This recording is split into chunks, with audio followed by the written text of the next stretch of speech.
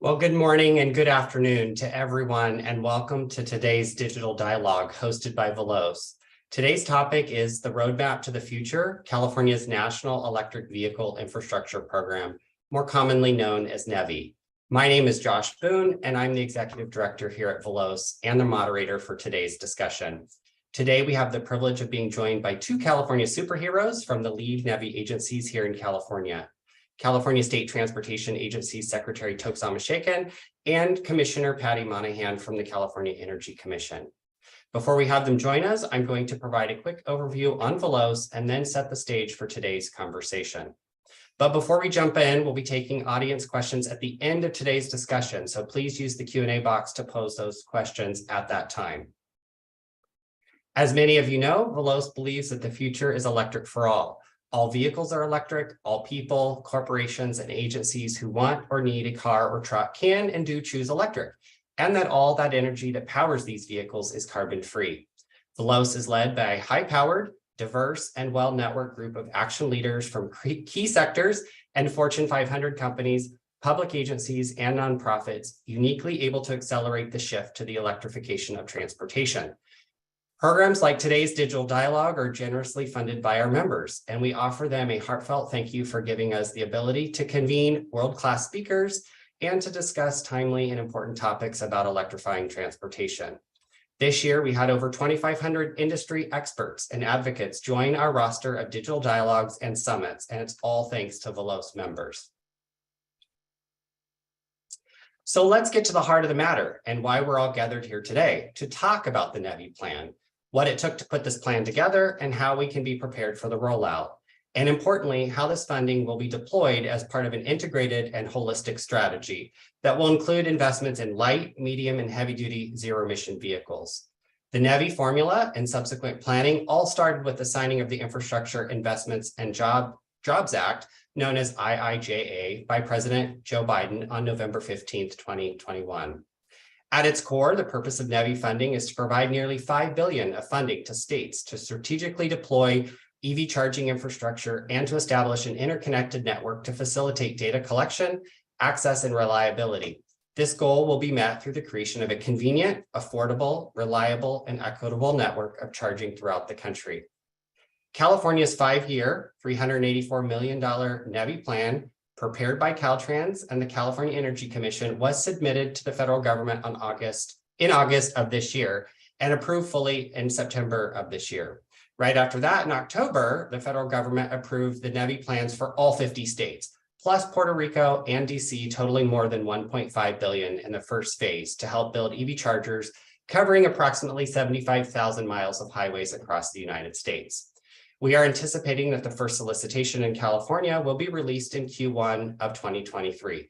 So today's conversation will include discussions around the plan itself, but it will also include the functional implementation so we can get ready for this exciting program.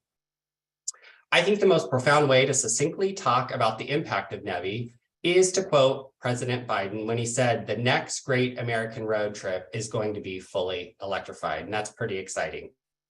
So with all the background in mind, we are thrilled today to be joined by two esteemed guests who are here to dig deep into the topics of NEVI because they are from the very lead agencies who are planning and implementing NEVI here in California.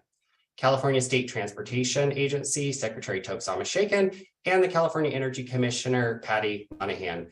Both the Secretary and the Commissioner are deeply engaged in our work here at Veloz, and we thank them. So I'd now like to invite the Secretary and the Commissioner on camera and off mute. And I'd like to invite you each to introduce yourselves. So maybe we can start with you, Secretary Amashaken, and then we'll go to Commissioner Monahan. Thanks, Josh. Can you hear me well? Loud and clear? Yes, loud and clear. Good. Good morning, everybody. Thanks for tuning in to join this webinar. Really excited to share a little bit about our outlook from the transportation space on everything ZEV and everything NEVI.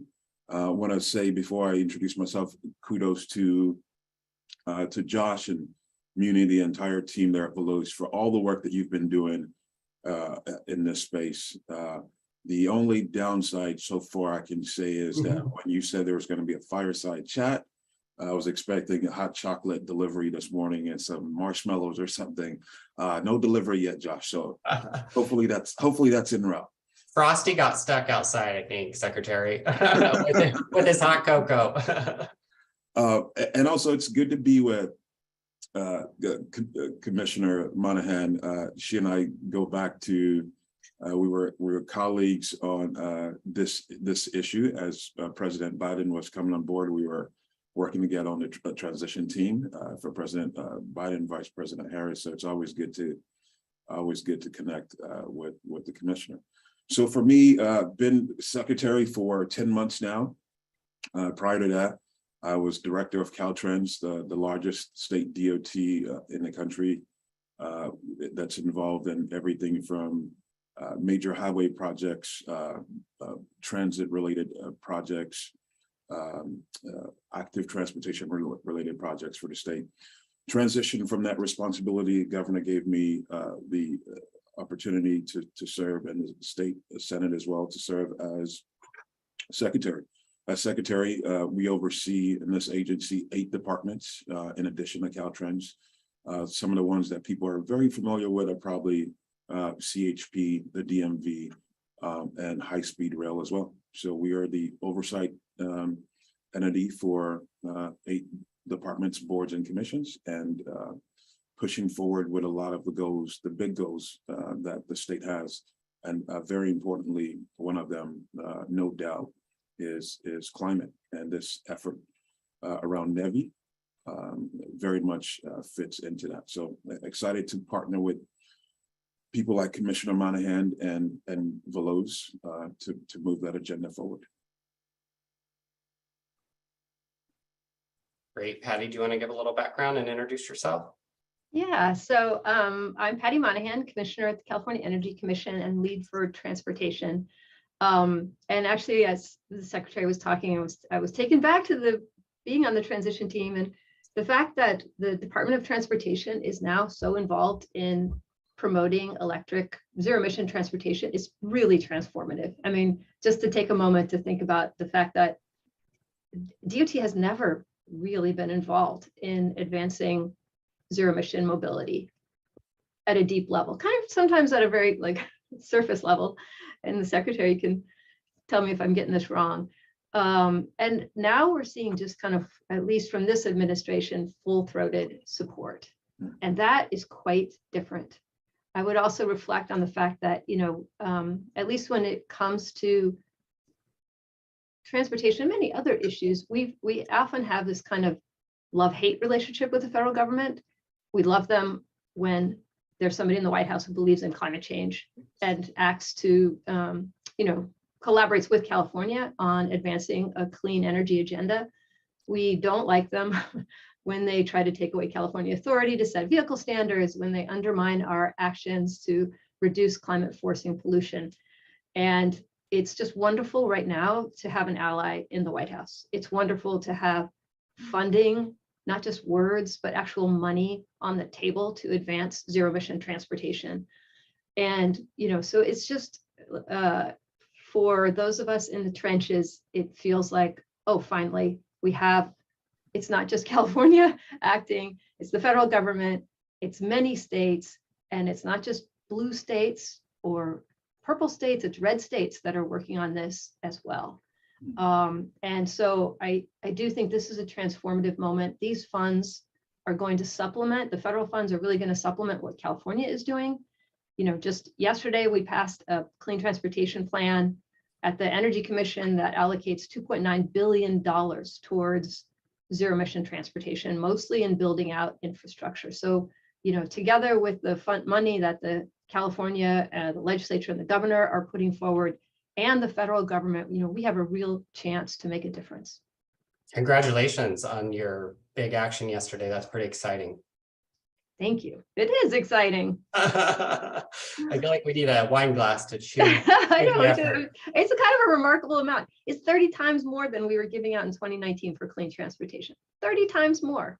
It's pretty remarkable, the shift in just a couple of years. So let's go back to the beginning when we first learned about NEVI funding. We were all interested in knowing, what it took to put this together and what it was like for your agencies when it got approved. So let's go to you, Secretary Amashakin. Did you have any warning this was coming your way? Was it an all hands on deck, or were your teams prepared for this type of effort? All of us know what it's like to have annual work plans. I mean, did this set yours on fire? Tell us a little bit about it. To a certain extent, yes. There was a lot of excitement, like the commissioner is alluding to. There was a lot of excitement just in general about the fact that the federal government was now finally asking us to move forward with a plan. We had a little bit of a heads up because Commissioner and I, like I mentioned, we work pretty closely with the Biden administration and their ongoing efforts in this place. But the reason why our sort of hairs weren't necessarily on fire, so to speak, is because California has long been a leader in this space. I think people are aware of that. Even prior to Governor Newsom, Governor Brown was kind of leading the nation in this effort. When Governor Newsom came into office, he just essentially just more than doubled down on the importance of this space. And not only has helped set the standard for the country, but even countries around the world are following our lead now in what we're doing. And two things I can reference that kind of helped us be more prepared for putting the plan together are the two executive orders that he put out in consecutive years during Climate Week in September. In September of 2019, EO 1919 came out from Governor Newsom that set forth the goal to have 5 million ZEVs on the road by 2030, 40% reduction in GHG below 1990 levels by the year 2030. So all the big goals kind of started in EO 1919. If people who are listening in and not familiar with it, it's definitely an executive order they should check out. But the game changer EO that all of us know about is EO 7920. And that's the one that said all passenger vehicles by the year 2035 sold in California need to be some form of a ZEV. And industry, from the charging industry to the automotive industry, everybody was just going crazy. The rest other states started saying, well, what in the world is happening in California?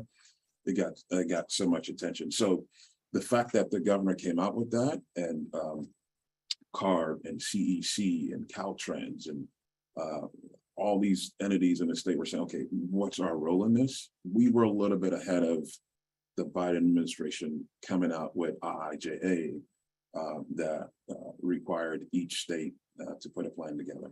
I don't want to take any of the talking points the commissioner may have, but I think, look, they told us to put it together by August 1st, I think was the plan.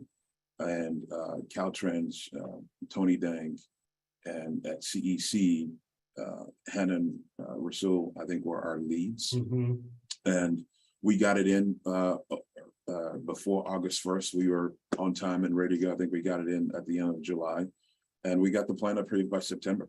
We were one of the first plans that I think the federal government turned around and said, you're ready to rock and roll. So, there was a lot of excitement. We were ready to go, but the groundwork through the leadership from Governor Newsom in this space to get us going and essentially lead the country already anyway in this space, I think had us more than prepared to take this on. That's fantastic. And it helps too that you both were appointed in these leadership roles, pushing the plan forward. So thank you for that. Let's go to you, Commissioner Monahan. So the Energy Commission, as you noted in your opening remarks, has been funding and managing transportation corridor electrifications for years now, right? Did your team have a vision in mind if this money were to come down the pike, or was it like totally new kind of art of the possible? It wasn't totally new. I mean, we've been actually told by the legislature and the governor to evaluate charger needs through 2030. And we published an analysis of charger needs about 1.5 years ago. We'll be updating it actually in the coming year. And, our analysis showed that we needed to rapidly scale up infrastructure. We have about 80,000 chargers now. We need 1.2 million for light duty vehicles by 2030. And I want to emphasize, some of the chargers we have available today are not going to make it through 2030. They're going to need to be replaced. They're going to need to be upgraded. So it's really like we need a massive scale up in infrastructure. And our team has been funding programs to do this, for a long time. And we're ready. I think we've developed the in-house expertise to move quickly to manage this sort of grant portfolio. And charging along infrastructure corridors the federal funding is really going to help us when it comes to meeting our statewide goals. With this funding, which is going to be really focused on DC fast charging, specific transportation corridors where there's a gap, really focusing in on communities that right now don't have any access or have very limited access. And I think particularly of communities that are more rural, where there's long expanses, and having rapid charging is really going to make a difference. And the funding that we now have from the state and from the governor, we can use to tailor for really targeted needs to make sure that this is an equitable transition. And so that just gives us flexibility. We have the DC fast charging covered through the federal dollars. We can focus on maybe level 2 charging for multifamily dwellings with the flexible dollars that we have in-house. Great. So this is a question for both of you. Many of the authors of the plan have been working on your teams on transportation electrification for years. Do you have any insight as to what it was like for them to have the opportunity to work with the public to help guide this much funding? This is a lot of funding. Did it feel like the culmination of years of work, or, kind of the start of a new era? And we've talked about that a little bit here already. Yeah, I'll take a stab at that, Josh. I think so. I mean, it's probably a little bit of a question for them as well. I know they're not. Sure. They're not on. But you're asking us as the leaders for these entities. I think so. I think there was probably a lot of excitement around having the opportunity to have webinars and engage key stakeholders, because there was a lot of interest. As soon as it came out, when people heard the term NEVI and they understood what the president and Congress were trying to achieve, I think it generated a lot of excitement. And I think probably a little bit of the excitement as well comes from the fact that the federal government, through DOE, Department of Energy, and DOT, were charged with leading this effort. And we decided we wanted to kind of mimic the same thing with, CEC and Caltrans sort of being the two entities that were spearheaded. So the inner collaboration between state departments is also energizing. Not that the conflicts don't come up and issues don't arise. Sometimes we have to step in and say, okay, now look, let's just move forward in this format. But that inner collaboration and engaging stakeholders while sort of mimicking what the federal government's laid out as the approach to do this is such a great opportunity. And at the end of the day, what we're all here for is to make a difference for people. That's our ultimate responsibility. So the chance to get to engage them directly on this, I think I'm pretty sure was exciting for that team. But I'll note though that it's $384 million over 5 years, as you showed in your slide. It's roughly on average $77 million a year. It's a lot of money. Mm-hmm. It's more than, I think, Oregon over the entire lifetime of the plan is going to get 52 million. I think the state of Washington is going to get 77 million over the entire. And so we're going to get more on average annually than some of our neighboring states are going to get for the entire 5 years. But and the commissioner alluded to this already, the investments that we're making as a state more than dwarfs what the federal government's doing. I think the exciting thing about what the federal government's doing here is the coordination and the collaboration sort of requirements that is there. But you're talking 2.9 billion from CEC that was approved yesterday. Last month, it was 2.6 billion from CARB on the vehicle side. So you're talking about within the last 2 months, we've approved as a state more than $5.5 billion to go into the space. Now, we need to make sure that, and I know they're doing it. I know CEC and CARB are doing this. We need to make sure that money is spent as it should be, and spent appropriately according to the guidelines that have been set. But we're ahead of the country here. The exciting part about NEVI is the required coordination that we know will come out of it from our state and external states as well. Yeah, that's great perspective. Prior in my career, I worked in California state government, so I know how important it is and sometimes challenging it is to do the coordination and the communication and the listening. So that's wonderful. Do you want to add anything, Commissioner? I do. I mean, I actually want to start with some kudos to Secretary Omishakin, because I do feel, Tokes, like your leadership is, you come in with just like, let's get the job done. What's the easiest way to get the job done? And I feel like it's a kind of a breath of fresh air that in terms of, and to say nothing of this is not a ding on the previous secretary, but just this idea that, you know, we're all trying our best to support the state and to move forward on a clean energy agenda that also creates jobs and is good for the economy. And I think, you know, sometimes it can be hard to work across agencies. Agencies have different rules and structures, and there's, you know, and we're learning from the CEC sort of what the DOT world is like. We don't know it. And so it does take collaboration. I think it's coming from the top in terms of the secretary really giving that message about like, hey, let's just get the job done. And we're trying to do the same with our team. So thanks for being such a great partner, Tokes. Thank you. No, thank you. Really appreciate you saying that. Here, and congratulations. Yeah, and I will say, you know, I'm really proud of the team that we have. Hanan Rasool, who heads the Fuels and Transportation Division, is just like a visionary, works crazy hard. Late at night, I'm texting him. He responds on a dime.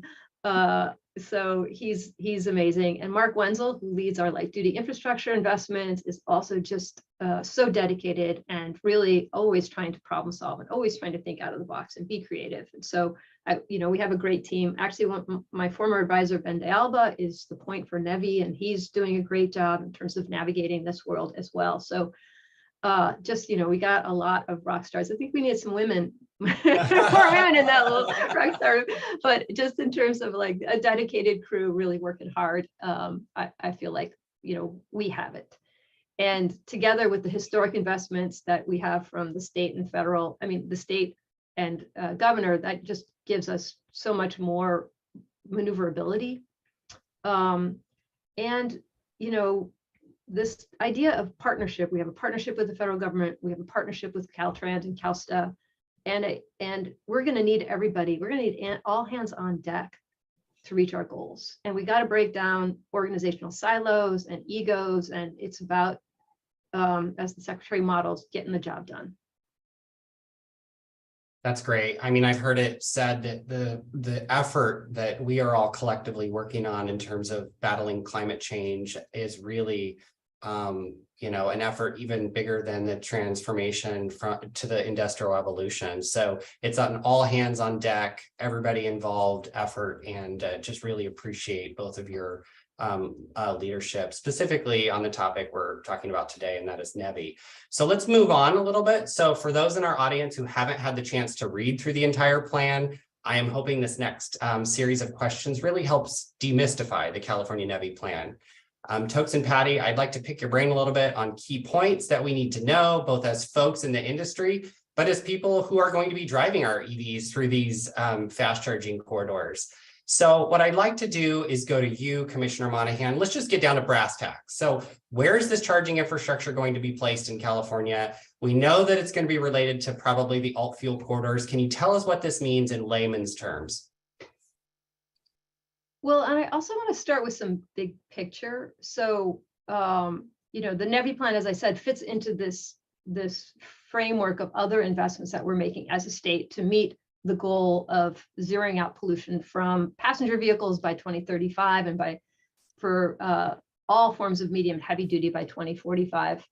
And of course, infrastructure is key, and that's particularly when it comes to equity. And I want to emphasize a report that we just published 2 weeks ago.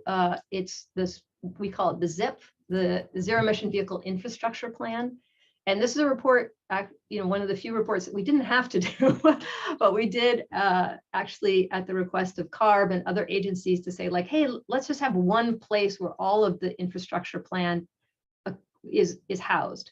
And so folks should check the zip out if they want to get a more comprehensive view of sort of all the ways that we are thinking about infrastructure when it comes to meeting the state's goals. And the overall goal for this first deployment plan was to have convenient high-speed charging sufficient to facilitate long-distance travel for passenger vehicles. So that's number one. We need to enable the public to travel from point A to point B, whether it's for leisure, work, family, whatever, and to also do cross, not just within California, but outside of California, which is why the fact that this is national funding makes a big difference. And we're planning to do this in a way that serves disadvantaged communities, Justice 40 communities, which is the federal definition varies a little bit from ours, tribes and rural communities and regions, while making sure that we are minimizing harmful impacts to the grid, maintaining charging system station reliability, which is a whole separate body of work, and connecting people to job opportunities that these projects are going to create in communities. So what we've proposed is a program that prioritizes corridors with the greatest need first. So those with the most need for DC fast charging, the most potential for increasing access in rural areas, disadvantaged communities, and tribes. So we've identified 20 corridor groups in total, and we're planning to fund a handful of corridor groups at a time when we've built out, to build new ones at a time until we've built out these corridors. And we want all of the chargers to be in disadvantaged and low-income communities and 40% to benefit Justice 40 communities. So that's our goal. Great. So Patty, I'm going to keep picking on you if that's okay. A huge part of the current plan was the sheer amount of state agency coordination. We talked about that, the public engagement. We talked a little bit about that. The sub-working group, direct coordination with tribal organizations and frontline community groups. Is the 5-year deployment plan fully baked, the one that's out, or is it going to be an iterative process? I think a lot of people have that question. Oh, it's iterative. Yeah, it's iterative. I think what most people don't realize is that we need to update California's NEVI plan annually to stay compliant. So this will definitely be an iterative process. I really think this is a good thing. The EV landscape is changing, and we're learning. I want to say we're coming from a base of knowledge, but charging is getting faster, vehicles are getting longer range, batteries are changing, charging is changing, and we want to be mindful of, both making investments today, not being afraid to make the investments, because we're going to limit the market. Right now, we have nearly 18% new vehicle sales being electric, and it's been, on the rise. We need to be ready for those new vehicles, but we also need to be nimble to the changing landscape and not be so rigid that we're just like, oh no, we're doing this. we're not going to be mindful of new data coming out. That's not how we want to proceed. So the first plan describes corridors for light duty charging. And once we've built that out in federally designated corridors, we have more flexibility about how to spend the rest. For example, for light duty charging along state routes that aren't part of the federal highway system, for medium and heavy duty vehicles, which some stakeholders are really interested in, or for charging away from these corridors. Great. Plan, learn, optimize, I guess is the theory going forward, and that's great. So back to you, Secretary. It's funny because often funding is relegated to state borders, but transportation systems are national. Patty talked a little bit about this, but how did the creation of the plan take into account our shared borders and transportation systems? Do we have a history of cross-border electrification projects that we've leveraged? Yeah, Josh, I was enjoying you picking on Patty there. I wasn't sure if you would come back to me. So look, I mentioned this before, that the really exciting part about this is the required coordination within our states, like key entities like CEC, CARB, GoBiz, Caltrans, CalSTA coming together to focus on this. But the bigger part of NEVI that is going to pay dividends long term is the coordination that's being required across the borders, beyond our borders. And the fact that the federal government is thinking about the range issues or the range anxiety concerns that people often have when they travel via automobile. They're looking at those regional issues. That's the vantage point that they have. So they're looking at Nevada, they're looking at Oregon and its connection to California. And the commissioner mentioned the corridors that are being targeted. It's all our alternative fuel corridors can get NEVI funding, even though we're specifically focusing on underserved and low-income communities at the onset here. That entire spine of alternative fuel corridors is eligible, or eligible, I should say. And in many cases, they're the ones that connect to bordering states.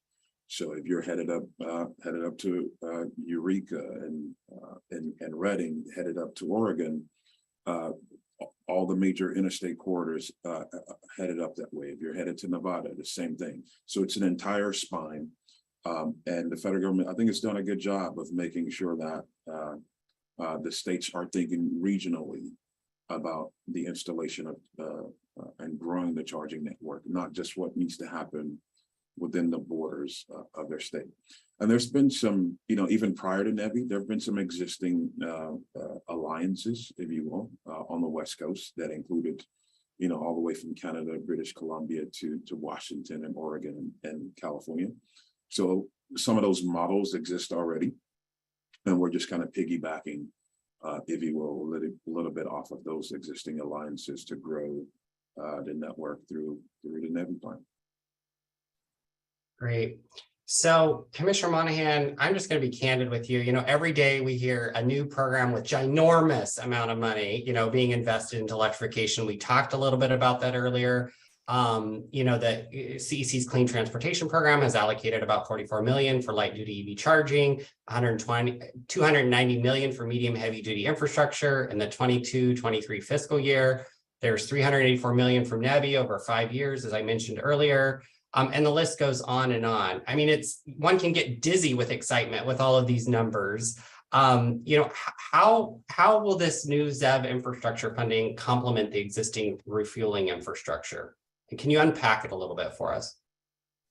Yeah, it's a great question, Josh. And I got to say, it is kind of crazy. Like what I said, we were handling $100 million per year, and now 2.9 billion, like 30 times. It's and you can get a little bit like cavalier about handling big amounts of money. What I want to emphasize is that the legislature and the governor have given us some the money that we have. They've been very clear around, here are the priorities. And some of the priorities for the state money rather have been drayage trucks, these trucks that travel between ports and distribution centers, go through communities, disproportionately impact low-income people of color. We really want to make sure we zero out pollution from those trucks. School buses carrying kids to school. This is like a real opportunity to make sure that as we carry kids and their developing lungs, we're doing it in the cleanest possible vehicles. Transit buses. So some of these priority areas are really staked out as funding, areas where we are required to fund those chargers. As our ZEV goals have grown, with Governor Newsom telling us you got to zero out pollution in the next 15 to 25 years, it's become clear that while vehicles used to be the biggest barrier, now it's infrastructure. And so, yes, it's unprecedented. Yes, it can make your head explode a little bit with the amount of money we're talking about, but is it the right amount? Do we have enough? I mean, I would argue probably not. Even with all this funding coming, we need to make sure that, ports can electrify.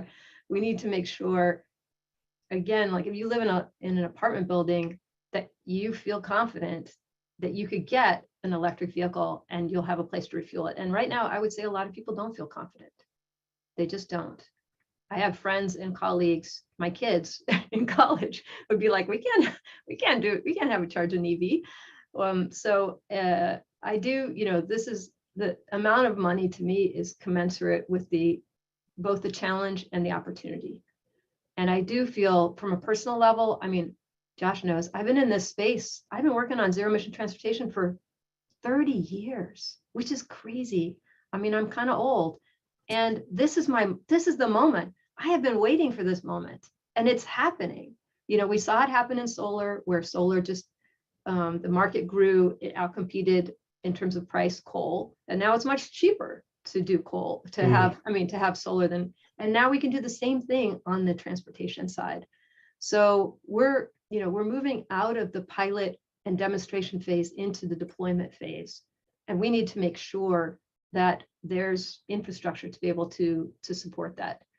I also want to just say one other quick grant program that we're managing, which I'm excited about, is for zero emission vehicle manufacturing and related. So we're giving out $250 million for ZEV manufacturing in state. Right now, California has more in-state ZEV manufacturing jobs than any state in the country. We want to keep it that way. So we're trying, not just in the vehicles themselves, but also in batteries, even in like extracting lithium from the Salton Sea region, looking at all opportunities to make California an epicenter for jobs, as well as the transit, as well as, a model for the rest of the country on how we can zero out pollution from transportation. Great. Well, 39 is the new 29, so you're killing it. But appreciate all of the years of experience and guidance. There's a lot of people in our audience who are basically waiting at the starting line, ready to tackle these projects. We hear anecdotally that companies have set up whole teams, whole strategic ops rooms, just getting ready for this NEVI funding. So folks are excited. It's a new era, as we spoke earlier. And I want to go next to you, Secretary. Caltrans is the overall steward of our transportation corridors, so they're intimately acquainted with how folks are traveling. How do you think about whether we will consider projects that augment existing sites as well as gap filling projects? Yeah, it's great that, thanks, Josh. It's great that so many people, private, nonprofit, are chopping at the bits and ready to go on this funding. Again, it's not just the federal funding, the $384 million, but the immense amount of money that the CEC and Commissioner Monahan and their team there is going to oversee from the state side. As to your question about existing sites and new locations, we're going to do both. We're going to focus on, no doubt, making sure that we fill the gaps, if you will, on those alternative fuel corridors, and install and put in charging where it doesn't exist today. We're up to 80,000 chargers. I'm not sure if people are familiar with that, but there are roughly 80,000 chargers in California. We're more than a third of the charging network that exists in the entire country. But with the money, and I keep referencing the state money because it's just mind-boggling sometimes when I think about it. But with the money that CEC is now going to oversee, the goal is going to be within the next few years to get an additional 90,000 chargers onto the roadways and the transportation system of the state, on top of the 80,000 that we already have. So there's going to be tremendous opportunity with the state funds and the federal funds that are going to be coming down. But to a little bit more of your question, the more exciting part of this for me is the fact that we're going to be paying specific attention to underserved communities. And those underserved communities could easily be in urban, high density areas, because we know that happens, no doubt.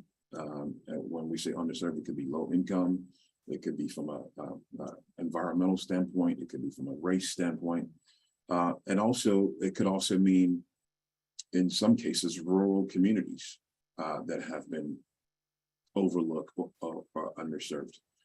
But to me, that's the exciting part, is that we've done the mapping, we've looked at the entire state to see, okay, where is existing infrastructure? And we know, without a doubt, there's a deficit in underserved communities. And the fact that we're going to try to make sure that 40% of the federal funds can somehow impact those underserved communities with all of our equity outlook, all of us are focused more on that. I think it's pretty exciting. So to answer your question, we're definitely going to do both new sites. We're going to do existing locations. But the key thing for me that I'm pumped up about is to see the change that's going to happen in rural communities where sometimes gas stations or fueling stations or energy stations are so far apart, and urban low-income communities that when we think about ZEVs and we think about charging infrastructure, we know for a fact, not just anecdotally, we know for a fact they're not there. And this money is requiring us to do it. And the state money, we're going to try to do that as well. Great. Well, I know the time is moving along quickly, but I'm going to move us to you, Commissioner Monahan. The Energy Commission has administered $1 billion in projects today through the Clean Transportation Program. Are you going to be the lead agency for the NEVI competitive proposals? Talk to us at a high level about when you expect the solicitation to go out, and if you are able to project from there when the first projects will go into groundbreaking.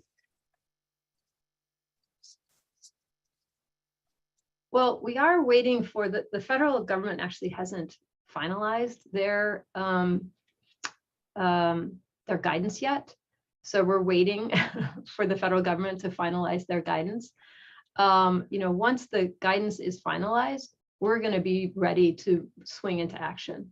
I think, there needs to be some close coordination and with Caltrans and CalSTA in terms of just making sure that we have the right agreements, cross-agency agreements in place to be able to move rapidly.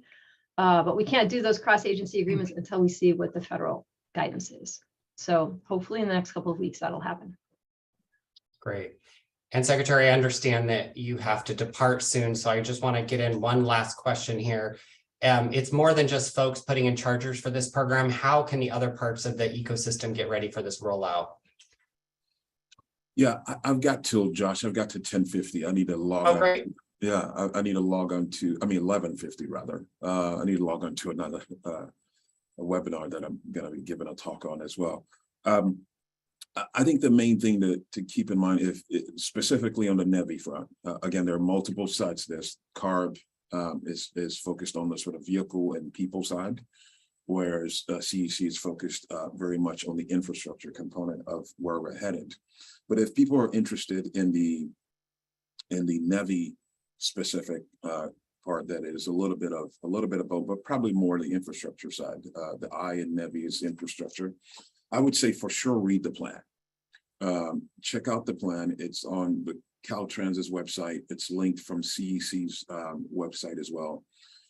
See what some of the requirements are. See what we were thinking about when we set the framework, sort of what our priorities were, and establishing our NEVI, because each state is a little different. Not all the states are the same. And see what corridors we're sort of prioritizing. The alternative fuel corridors, I think in California, we have maybe 33 or 34 existing, and we have another 17 corridors that are pending approval from the federal government that we hopefully will be able to put ZEV infrastructure on as well. So for sure, check out the NEVI plan for California if you haven't already, whether you're a nonprofit or for profit or looking to engage that plan out there. You can just do a search for California NEVI plan, and it should just come right up. And if you're not directly connected to Veloz already, try to get Josh's personal email and his cell phone number and call him and nag him and say, we need info. But anyway, that's what I would recommend, is definitely starting with the plan. Great. Well, Commissioner Monahan and Secretary Almashakin, we know you're both moving mountains in your careers, but we'd like to take a moment for our audience to get to know you a little bit better on a personal level. So I've got a question that literally has nothing to do with transportation electrification. We hope to have a little fun. So when you're not building bridges, fixing roads, solving climate change, funding zero emission, infrastructure, what is your favorite thing to do when you have free time? And let's start with you, Patty, and then we'll go to Tokes. Okay, so my old favorite thing to do was play basketball. I was really obsessive with basketball, one would say. But when I turned 50, I was afraid. I saw all these women like falling down and breaking things. And I was like, I want to go out walking. So now I'm obsessed with cycling because I think I've got a little chip that says you've got to exercise all the time. And so now I cycle. It's super dangerous. I don't recommend it, but it's a lot of fun. Wonderful. And what about you, Secretary? Oh, that's really good. Commissioner there on the basketball.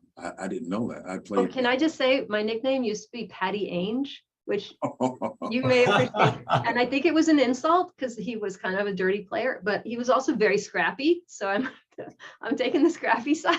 I actually like that. That's he played for did he play for Celtics? Danny? You're talking about Danny? Oh yeah. Yeah, Danny Ainge. I played 1 year of college basketball, so I didn't know that. We're gonna have to play. What? Yeah. It was I played college basketball too. So anyway, all right, we got to game on, Secretary. Yeah, for sure. For sure, we got to get a pickup in. For me, it's I'm a bit of a fitness fanatic as well. I knew I was a terrible basketball player, at least in my own sight, and just switched to fitness. So everything from cycling to running to lifting weights, I do the whole thing. So if I'm not there, I'm either watching a movie or at a sports event with my kids. The daughter plays basketball as well, and son's a big soccer player. So either family or fitness. Wonderful. Okay, so I'm going to slide in one more, and it can be a one-word answer. We have an audience that wants to ask you a question or two. So here's my final question to you. You're on vacation, you go into a bar or cafe. What is your go-to food or drink? You go, Tokes. Grilled salmon. Oh, I'm hungry. That sounds good. Patty. I mean, I do love a margarita, so I'm gonna go with that. Wonderful. Well, I'd like to take this moment to invite my colleague Muni Krishna back on screen, who's going to help us walk through some of the Q&A. Secretary, when you need to depart, go ahead, but hopefully you'll have a moment for a couple of questions. Yeah.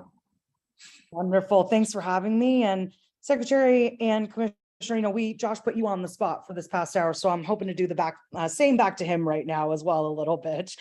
Unfortunately, our first question is kind of a big one, and I'm directed to you, Commissioner Monahan. It's pretty easy to look at this like it's a full-on infrastructure project, but data collection and reliability are going to be key parts for consumer satisfaction. Can you briefly mention some of the efforts on reliability? Yeah, well, it really is important to make sure that there's a positive consumer experience. And I think there's too many times when you go to a charger and you can't figure out the app and you're confused by how to charge, and then you're unsuccessful and you got to go to a different charger. I've had this experience. And, we are increasingly adding reliability requirements to the chargers that we fund. We're looking at a broader set of actions that we can take. The new federal funding will have uptime requirements as well, which we will align with and potentially go beyond. And we're looking at different studies because there's a lot of anecdotal data, but not hard data on charger reliability. So we're looking at funding more work to evaluate what the real world experience is, not just with the chargers we fund, but with the broader network. Great. So Josh, this next one is posed a little bit to you. As you well know, EV education and outreach to consumers is still at a critical phase in California with equity at the forefront. Federal funds coming into California could also be allocated to educational efforts around EV adoption and charging, going more than the belief that if you build it, they will come. Can you talk to us a little bit about how consumer education could be considered in this EV infrastructure funding cycle, specifically even in environmentally impacted communities? Yeah, well, as many on this call know, Veloz is all about EV education and awareness, and we are currently managing and implementing our Busting Myths campaign. And what we're learning is that although we're seeing more automakers, put out amazing ads on performance and their particular models, there are more questions, and they're coming fast and furious as it relates to where do I charge, how do I charge, how do I get money, where do I get charging infrastructure, how do I install home charging infrastructure? And so, thank you, Tokes. It looks like you're signing out. So I think there's a huge opportunity to continue some of the work that we are doing and the work that many of the folks on the call are doing as it relates to EV education and outreach. I think it's going to become increasingly important. And I think as NEVI funding comes down, it's really important that we get the installs and the charging right. And that we couple that with providing people with answers to all the questions they have around not only the infrastructure, but also EVs. Great. Commissioner Monahan, this whole thing's an infrastructure problem. So can you talk to us a little bit about permitting and whether that's an issue right now, what states, what local municipalities and people in the audience that are getting ready for this to come through their building departments, what they can do to get ready for this project?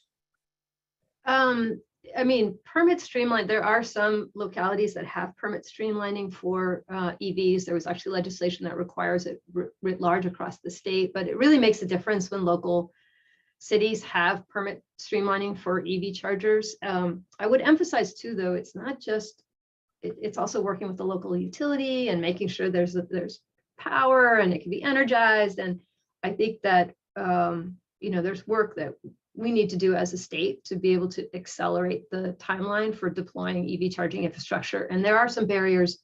Local permitting is one, utility and interface and prioritization at the utility, I think would be another one. And I don't mean to just like pile onto utilities. I think they face a lot of challenges right now in terms of just wildfire resilience, distribution grids, energy writ large.